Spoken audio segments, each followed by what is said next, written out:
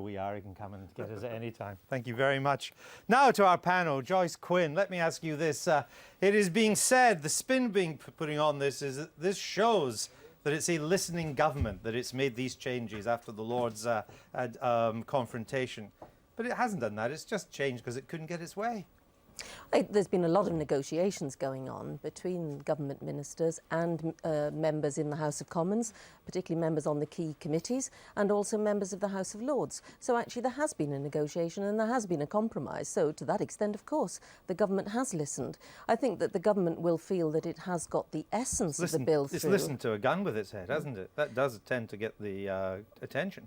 I wouldn't call it parliamentary procedure a gun. It's a very necessary part of our democracy, and I think ministers recognise that as much as anyone else. It was a metaphor I was using, as you understand. But the point is, I mean, what annoyed people, annoyed the Lords and annoyed a lot of people in the Commons too, wasn't so much the issue of an incitement to religious hatred law. That's something a lot of people think we should consider. Indeed, there should be even separate legislation. It was the manner in which the government did it, trying to amend old legislation, push it through, no debate, no proper parliamentary scrutiny. That's why you lost. Actually, the debates in both houses about the clause on incitement to religious hatred were very powerful and very well argued, and I think there was a good discussion on that issue. I personally regret that that didn't get through because I think it was part of the context that we're operating in after September the 11th. Big issue, though, to rush through, isn't it? But at the same time, all parties have said that they are willing to look at this in the future. So I'm sorry it didn't get through, but I am glad at least there is a willingness to address the issue in the future. Martin Bell, what do you think this whole battle over the anti-terrorism bill tells us about the government now? I would like to think it tells us it's a listening government. It's desperate to get this legislation through, and it's got it through. I have to admit, when I was an MP, I voted for an amendment by Bob Marshall-Andrews to brick up the entrance of the House of Lords. Well, I'm glad now it didn't work. But you ran out of bricks. But there were only 51 of us, actually. But in fact, I mean, the House of Lords has done what a second chamber should be doing. It's acted as our Senate. Even those, or they're nearly all there through powers of patronage, they think, if I dare say so, independently.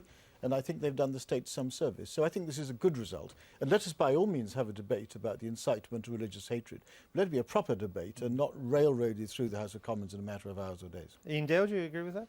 Not really. I think it actually displays all the worst things about this Labour government, the arrogance, control freakery that there is. They thought they could run it through Parliament in a very sort of rough style because they have this huge majority in the Commons, which they obviously don't have in the Lords. I mean, as Joyce said, the Lords has actually performed its function, its democracy in action, if you like. And from unelected people. Well, absolutely. And I mean, this is, deviating slightly from the subject, but it's where the Tories have actually missed out. If they had said, well, this should be a completely elected second chamber, it would have been actually to their benefit. All right, well, look, without prompting, you've broadened the subject there. Let me come back to Joyce Quin here, and this general issue of arrogance, the return of sleaze, bullying, and so on. The Labour Party in opposition ran an anti-sleaze campaign against the Tories. It was highly effective. It resulted in the Nolan Committee. It resulted in Mrs. Filkin being appointed as the sleaze buster. Now in power, you've turned on your own child and devoured her. No, I don't think that's fair at all. I was reading a very interesting article by Gordon Downey, who was the first parliamentary commissioner, in the newspapers today, in which I think he took a very measured view of what has happened and certainly pointed out that there have been a lot of improvements in the system. I think we should build on that. I certainly haven't got a closed mind to do that. I mean, for you in opposition, then, anti-sleaze, it was an ethical principle. Now it's just a nuisance. You want to get rid of the woman that's caused all you, that's holding you to account. Well, there's no suggestion, as far as I'm aware, of getting rid of the role of parliamentary commissioner. No, but the person who's been effective at doing it is the one that's not going to lose her job. Well, she may reapply for her job, but let me say on that I think that the feeling about this is not that the commissioners have been poor at their jobs, but simply that particularly in recent months, there have been a lot of rumour and counter-rumour. Mrs Filkin herself has said that people have been spinning against her but hasn't named names. I was somewhat concerned when the Speaker of the House of Commons said that she hadn't raised this with him. So I think there were concerns about that. But let me say very clearly that I'm very much in favour of the system that we have so far. I'm very open-minded about looking at ways in which it could be improved in the future. And certainly your report, I mean, in terms of criminal activity, if MPs commit criminal offences, then they should be convicted as criminals. We're all in favour of it in the House of Commons as long as it's not effective, Martin Bell. Yeah, I was on that committee for 2.5 years. Elizabeth Filkin is actually one of the outstanding public servants of our time. Diligent, thorough, effective. And I think, personally, I think she's been quite disgracefully treated. There was this whispering campaign. I know of it, I was aware of it. But what I think is especially reprehensible is that she has been whispered against by government, press officers and special advisors. I know she has. And we can't go on like this, because this is what got politics into disrepute in the first place. This is how I got in. We have to have an effective commissioner. There was no one more effective than Elizabeth Filkin. I think even at this late stage, the House of Commons Commission should go back to her and say, serve again for another term, a long term, with resources increased. That's part of the problem, and with your mandate unchanged. That's not addressing the problem, Martin. The problem is that Tony Blair as Prime Minister and the Speaker don't seem to think there is a problem. Surely, I mean, we've got people like David Davis and Tam Dalyell, not natural sort of political That's the partners. chairman of the Tory party and the backbench Labour Indeed. maverick. I mean, they're calling for an inquiry into this whole farrago of allegations that Elizabeth Filkin has made. As Joyce said, she hasn't named any people. It does seem to be rather extraordinary that she should write this letter and then have it leaked, if you want. She might name some people. Let me ask you before, I don't want to get, we've done Mrs Filkin a number of times. I want to ask a broader question about the atmosphere. Would you say, or would you go as far to say, Martin Bell, that Labour now is just as bad as the Tories in the mid-90s? Up to halfway through the last Parliament, I thought that was not so. What worries me about the last Labour government is that so many members came before the committee and the Commissioner, and some of them were ministers. At least 4 of them were ministers, and 2 of them were secretaries of state. And in the Conservative government, I mean, you got people like the man I followed, Neil Hamilton, who at the time was, you know, he was far out. He was not a minister. And of course, ministers have power. Ministers have friends, and friends can brief against the Commissioner. And that's what happened. I think there was an abuse of power went on. So, no, I don't think we're in a better state now than we were then. All right. Joyce, Quin, one of the features of this government is that anybody who criticises or falls foul of it is immediately said to be mad. Why? It's a bit like the Soviet Union. You know, if you're a dissident, you get sent to a mental hospital.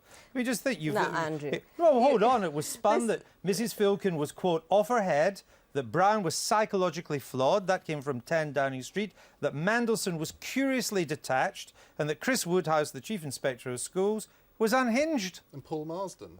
Well, I missed him out. I mean, I thought that was a strong enough case myself. I'm not defending comments of that kind that were made. What I will say, however, is that it's been quite noticeable since the election that a number of Labour MPs have spoken independently on a number of issues. If we look, for example, at the whole series of debates we've had about the war in Afghanistan, a number of MPs have on the government side have consistently voiced doubts. I personally don't happen to have agreed with them, but they certainly don't seem to have been so terrified of speaking out in the way that Paul Marsden was alleging. Paul Marsden got close to getting thumped by the whips in Annie's bar. But look at all the people that you have, even on this programme, Andrew, who are independent-minded Labour backbenchers who say what they think about things. I actually feel, and this is rather the opposite of Martin, but I actually think that things have become more tolerant since the election in June just gone than they were before. The whips are running all over the place with hobnail boots right now, don't you? Well, I rebelled. Let me say, I rebelled on committee membership, and no whip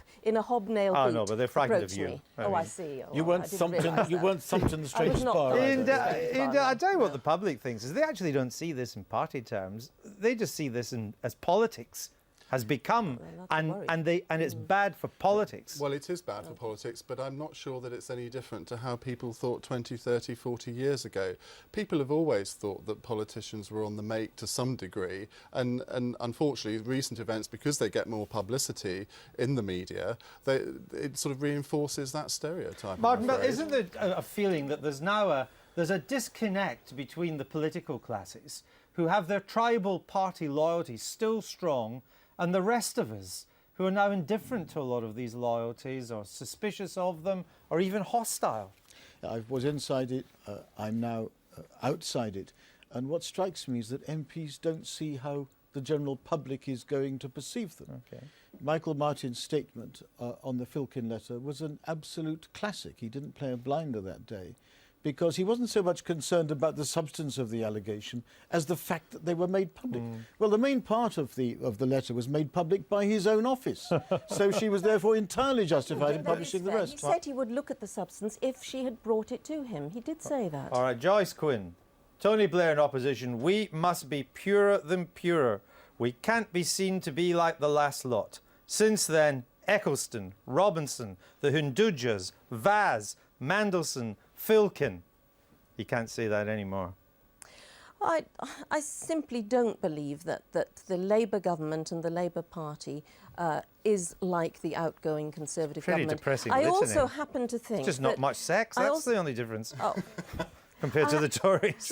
Joyce, but we have a government minister, Nigel Griffiths, at the moment, who's apparently been abusing his parliamentary allowance to pay for his office. If he had been a Tory minister, the media would have had him out on his ear on the first day. Well, in fact, the media do go very hard on cases. For example, the case of Henry McLeish in Scotland. But let me say that the Griffiths case is being investigated, and I think we should let the investigations Joyce, take Quin, place. I'm going to be a bit hard right now. We have to stop. We run out of time. We always don't have enough time. Adam Faith thinks this programme should be an hour.